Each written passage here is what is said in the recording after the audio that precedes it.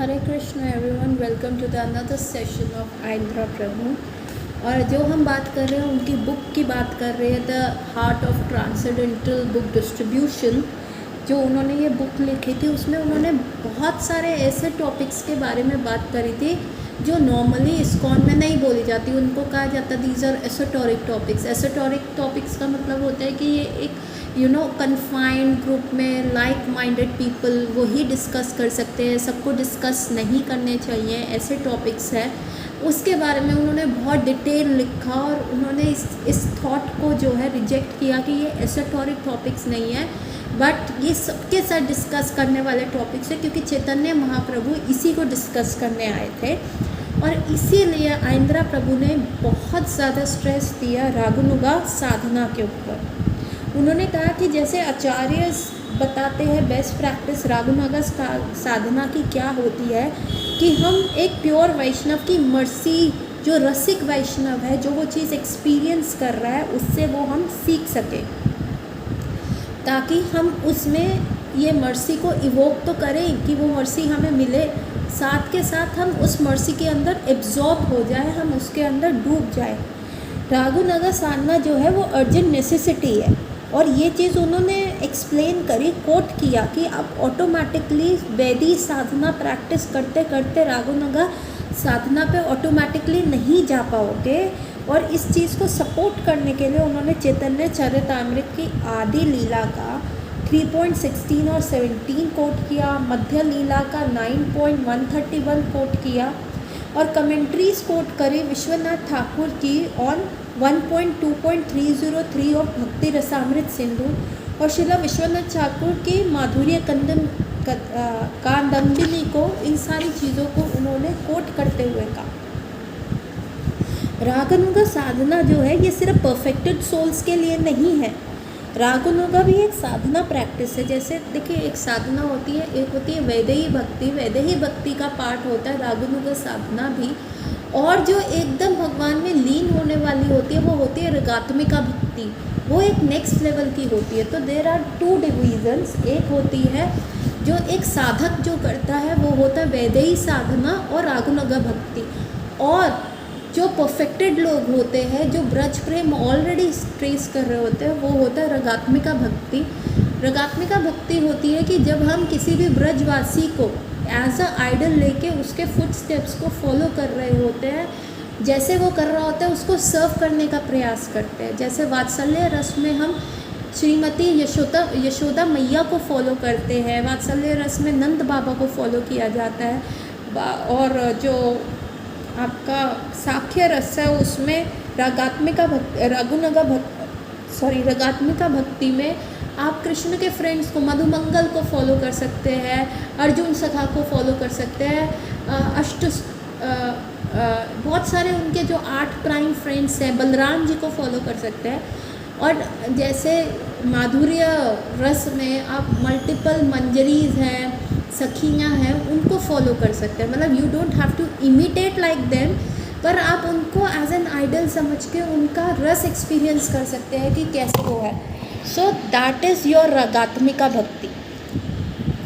और जो रागनुगा भक्ति है ये भी अभी साधना की स्टेज पे होती है। और आइंद्रा प्रभु कहते हैं कि सिर्फ वैदेही भक्ति प्रैक्टिस करते करते आप जो है रगात्मिका भक्ति, रागनुगा पे नहीं पहुंच सकते। ऑल्दो ये भी एक साधना भक्ति है, लेकिन आप नहीं पहुंच पाओगे रागनुगा के लिए। और रागनुगा को प्रैक्टिस करने के लिए आपको सिर्फ 2 चीज़ें चाहिए। एक एक्सेसिव लोभ चाहिए कृष्ण को पाने का, कि आपको, और एक स्ट्रॉन्ग अट्रैक्शन चाहिए, मतलब ग्रीड चाहिए, और एक स्ट्रॉन्ग अट्रैक्शन चाहिए कृष्ण को प्राप्त करने के लिए। और आइंद्र प्रभु ये भी कहते हैं कि ऐसे रूप को स्वामी ने कहीं नहीं कोट किया कि रागनुगा भक्ति सिर्फ परफेक्टेड बीइंग्स के लिए, ये साधकों के लिए भी है। जस्ट कि आपको एक स्ट्रॉन्ग अट्रैक्शन और लोभ चाहिए कृष्ण के साथ रिलेशनशिप बनाने के लिए, ठीक है। और ये चीज़ कब अचीव हो सकती है? जब हमको गुरु परंपरा में से ये ज्ञान मिले और हम डीपली और एक्सट्रीमली एलिवेटेड नाम भजन की तरफ अट्रैक्ट और नाम भजन करें। तो हमें क्या प्रैक्टिस करना है, हमें चैंटिंग प्रैक्टिस करनी है आउट ऑफ राग। राग क्या है, इंटेंस फीलिंग, इतनी डीप फीलिंग के साथ हमें चैंटिंग को करना है, भगवान के साथ इमोशनली कनेक्ट होते हुए ऐसी चैंटिंग करनी है।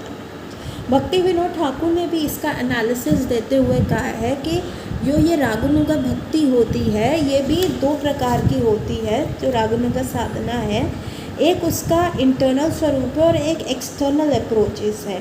ये सारी टीचिंग्स जो हैं स्वरूप दामोदर गोस्वामी द्वारा दी गई हैं। जो एक्सटर्नल स्कूल है वो फोकस करता है रिचुअल्स और प्रोसीजर्स में, और जो इंटरनल मेडिटेशन है वो इंटरनल स्कूल जो फोकस करता है वो इंटरनल इमोशंस के ऊपर फोकस करता है, डिवोशनल पोइट्री के ऊपर फोकस करता है, नाम भजन के लिए फोकस करता है, पर्टिकुलरली हरि नाम संकीर्तन के लिए होता है, जो एक्साइट करता है डिवोशन की। हमारे एक हरि नाम जो संकीर्तन होता है वो एक ट्रिगरिंग पॉइंट होता है, वो एक एक्साइट करता है हमारे हृदय में कृष्ण के प्रति डिवोशन को। उन्होंने कहा कि जैसे कि ये बहुत एक्सटर्नल और इंटरनल जो है बहुत सिस्टम ऑथराइज्ड है, यूज़फुल है, इनको आप सेपरेटली भी यूज़ कर सकते हो और इनको कंबाइन भी कर सकते हो।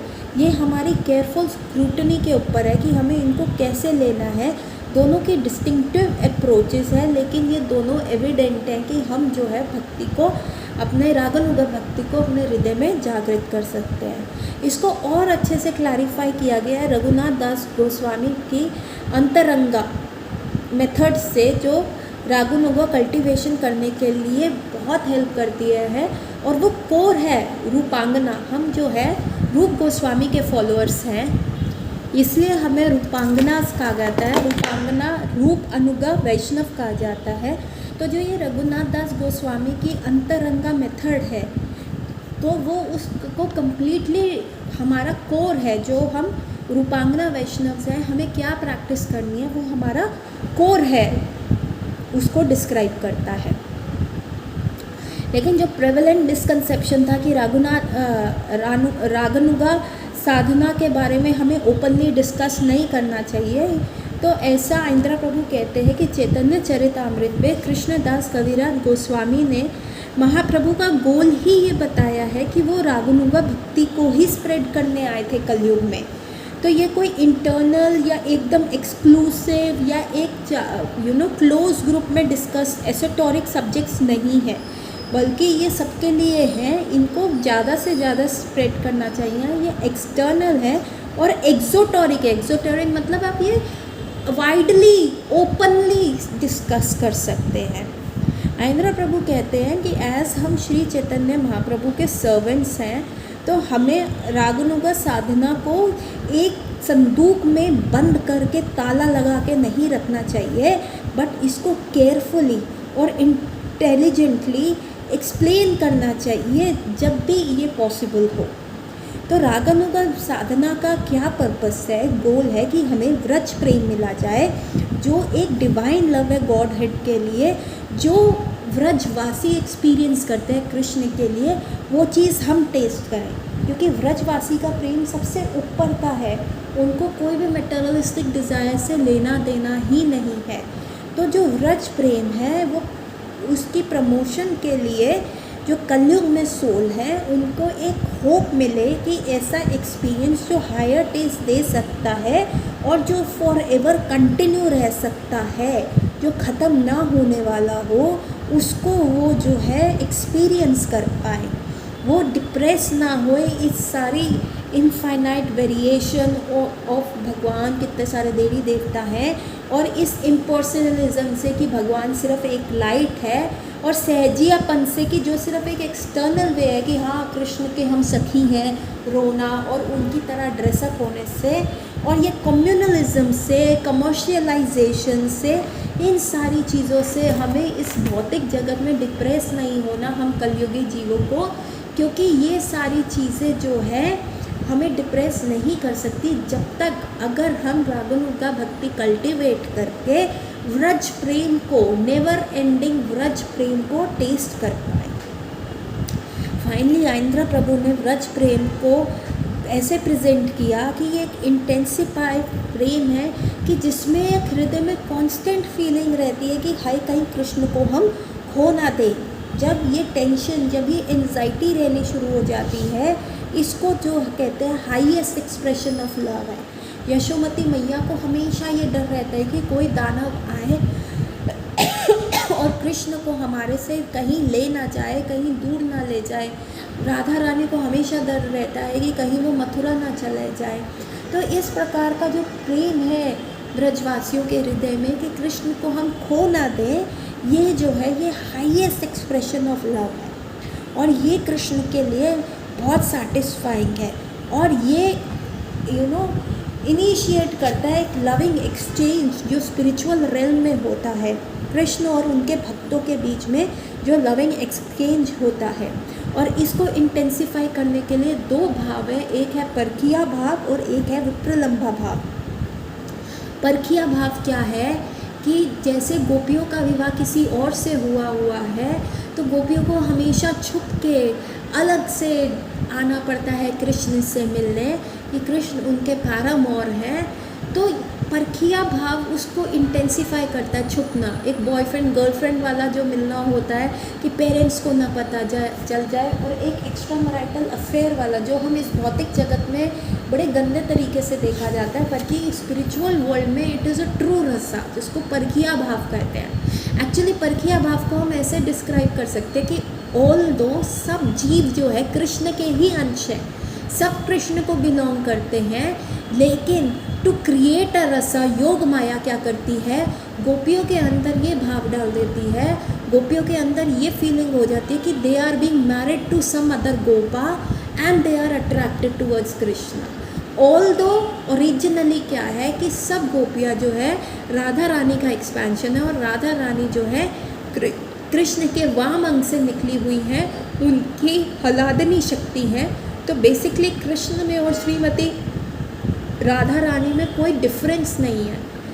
राधा रानी पूर्ण शक्ति, कृष्ण शक्तिमान, दुई वस्तु भेद नहीं शास्त्रीय प्रमाण। तो राधा रानी शक्ति प्रेजेंट करती है और कृष्ण जो है शक्तिमान, तो कोई डिफरेंस नहीं है उनमें। और जो सारी गोपीस है वो राधा रानी का एक्सपेंशन है, लेकिन टू क्रिएट अ रसा, व्रज में एक एंथुजियाज्म, एंजाइटी, एक थ्रिल क्रिएट करने के लिए योग माया एज अ डायरेक्टर उन्होंने एक सेटअप कर दिया है, जिसमें गोपियाँ जो हैं उनको ये लगता है कि they are being married to another गोपाज, लेकिन they are much attracted to their lover Krishna, और छुप छुप के उनसे मिलना, और फिर ये सोचना कि अगर आज मैं कृष्ण से मिल नहीं पाई या कृष्ण कहीं चले गए, ये जो पेन फील करना सेपरेशन का, इसको कहते हैं विप्रलंबा भाव। तो ये दोनों परखिया रस और विप्रलंबा भाव जो है व्रज प्रेम की थ्रिल को एक्सेसिवली इंटेंसिफाई करता है। ये सारा जो होता है ये व्रज लीला को हेल्प करता है, प्रीति भजन बनाने में हेल्प करता है, और रागात्मिका एसोसिएट्स बनाने में हेल्प करता है कि हर एक गोपी जो है दूसरे का दुख समझ पा रही है, और दोनों सब इकट्ठे होके कृष्ण को पाने के लिए कर रहे हैं। इसको क्या कहते हैं, आनंदमयी रेसिप्रोकल डीलिंग्स कहते हैं। और इसमें कृष्ण जो है इस रस को जो है रेसिप्रोकेट करते हैं सारी गोपियों के साथ वृंदावन में। और सिर्फ गोपियों के साथ ही नहीं होता, क्योंकि बैक ऑफ द माइंड सारी गोपीज को यही लगता है कि कृष्ण जो है क्वाइट इंडिपेंडेंट है और वो कहीं भी किसी भी समय जा सकते हैं, तो उनको बांधा नहीं जा सकता। इसमें ही और इसी लव एक्सचेंज को करते हुए इसको व्रज प्रेम कहा गया है। सो ये जो है कृष्ण का अट्रैक्शन और ब्यूटी जो है मैनी फोल्ड इंक्रीज हो जाती है जब ये परखिया भाव और विप्रलंबा भाव जो है व्रजलीला में एक्ट करता है। बहुत सारी गोपीज जो है चंद्रावली ये फील करती है कि हम कृष्ण को बिलोंग करते हैं, बट ये कृष्ण को इतना डिलाइट नहीं देता, इतना आनंद नहीं देता जितना कि श्रीमती राधा रानी जो है वो कहती है कि कृष्ण जो है मुझको बिलोंग करते हैं। ठीक है, ये सारा रस जो है इवन राधा रानी की जो मेड सर्वेंट्स हैं, मंजरीज है, उनमें ये ट्वाइस परखिया भाव है। पहला परखिया क्या है कि एक तो वो श्रीमती एक तो उनका विवाह किसी गोप के साथ हुआ है, एक फर्स्ट परकीय भाव जो सारी गोपीज़ भी एक्सपीरियंस करती हैं, और दूसरा परकीय भाव क्या है कि वो सिर्फ एक्सक्लूसिव सर्वेंट्स हैं, किंकरी हैं श्रीमती राधा रानी की, कि वो सिर्फ और सिर्फ राधा रानी को बिलोंग करती हैं।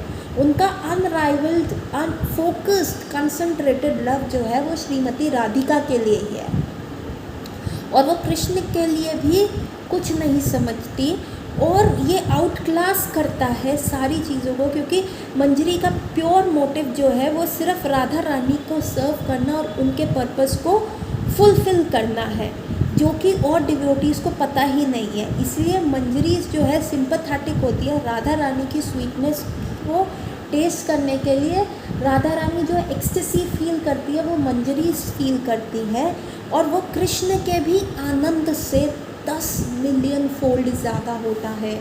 मतलब जितना आनंद और हैप्पीनेस कृष्ण एक्सपीरियंस कर रहे हैं उससे 10 मिलियन गुना, 10 करोड़ गुना जो है मंजरीज एक्सपीरियंस करती हैं जब वो सिर्फ उनका फोकस राधा रानी को होता है, क्योंकि उनको क्या करना होता है कृष्ण, क्योंकि वो श्रीमती राधा रानी के प्रति एकदम लॉयल है, तो उनको हमेशा कृष्ण के एडवांसेस को रेजिस्ट करना होता है। कृष्ण उनके प्रति अट्रैक्ट हो रहे हैं तो उनको रोकना होता है, क्योंकि उनका जो अटेंशन है श्रीमती राधा रानी के लिए। तो मंजरी इसमें क्या है, ये डबल परखिया भाव आता है। ठीक है, परखिया सेंस एक राधा रानी के बिलोंगिंग के लिए,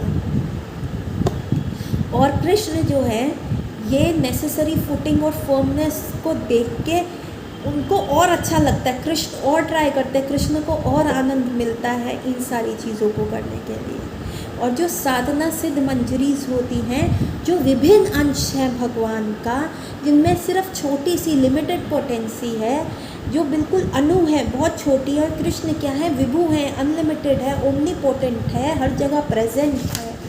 ऐसे में ऐसी छोटी मंजरी जिनमें लिटिल एनर्जी है, वो इतने विभु कृष्ण को रेजिस्ट कर रही है, तो ये भी एक व्रजलीला का पार्ट होता है और बहुत आनंदमयी होता है।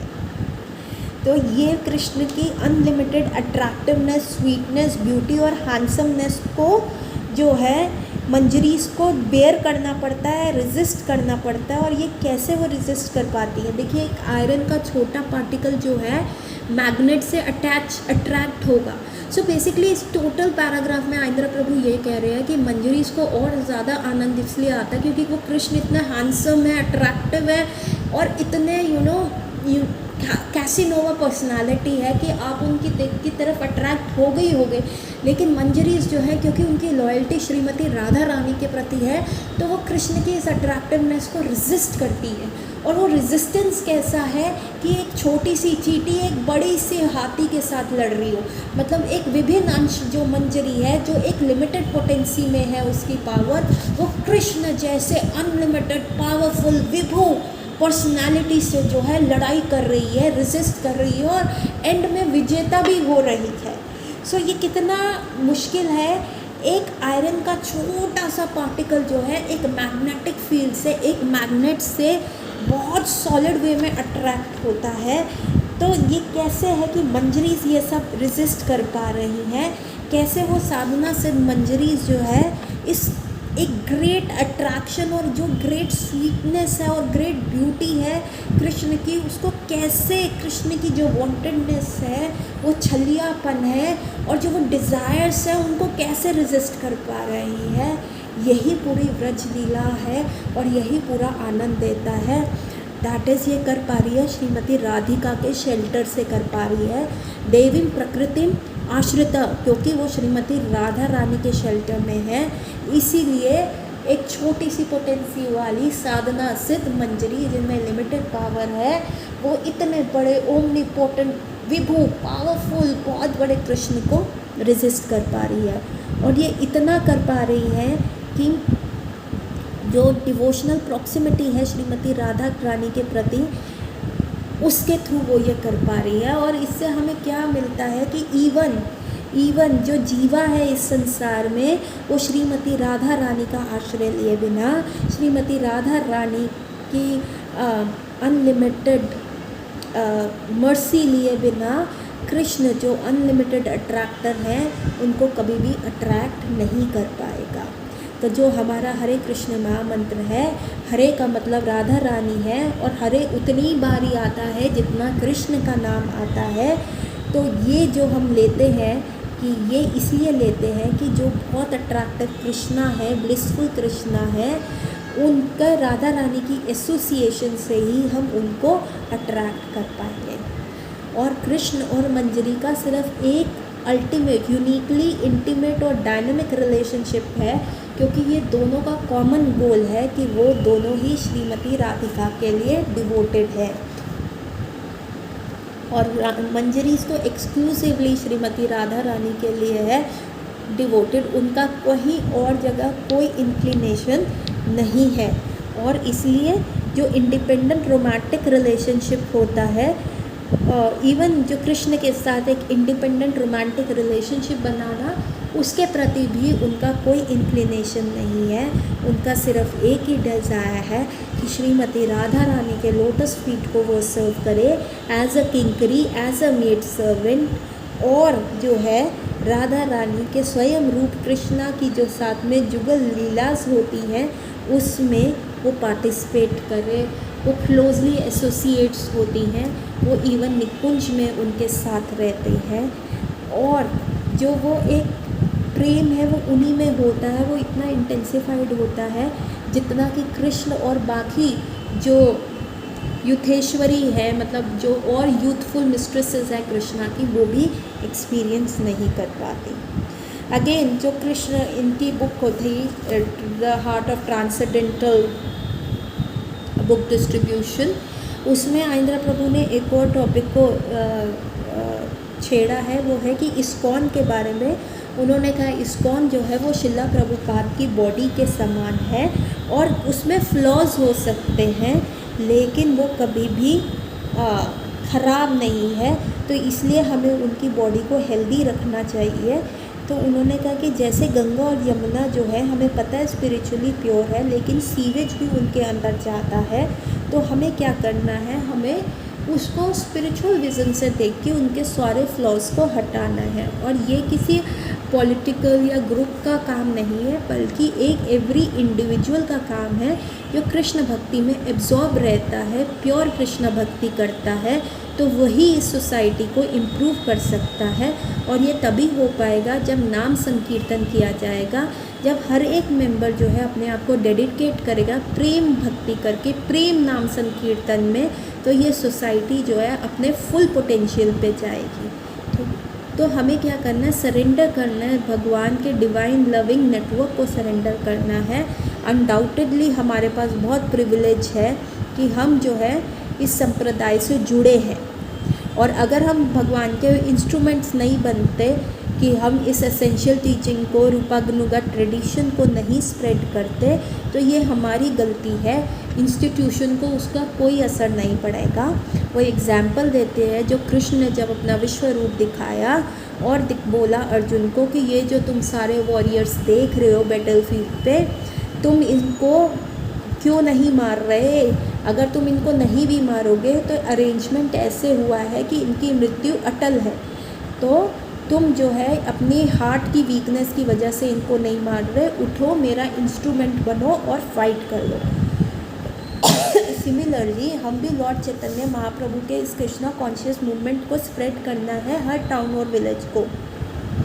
वो तो स्प्रेड तो होगा ही होगा, जो कि एक कथन है, वो सत्य कथन है, और यदि हम नहीं भी करेंगे तो भी वो स्प्रेड होगा। तो क्यों ना हम इस मिशन में पार्टिसिपेट करें और congregational chanting of holy name को हर जगह इवॉल्व करें, ताकि वो रागानुगा भाव के स्तर पे, व्रज प्रेम के स्तर पे हम इसी लाइफ टाइम में पहुंच पाएँ, ताकि हमको next future millions of birth ना लेने पड़े।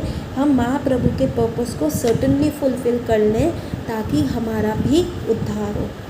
ऑल्दो वो आइंद्रा प्रभु कहते हैं भक्ति जो है वो सोशल प्रिंसिपल से बिल्कुल अलग है, ठीक है, हमें कोई उसका कोई वैदिक ब्लूप्रिंट नहीं है, लेकिन फिर भी वर्ण आश्रम सिस्टम को हमें फॉलो करना चाहिए। कोई भी क्षत्रिय जो मैनेजर होता है उसको ब्राह्मण लीडरशिप नहीं करनी चाहिए, पावर जो है सबऑर्डिनेट होनी चाहिए विजडम के।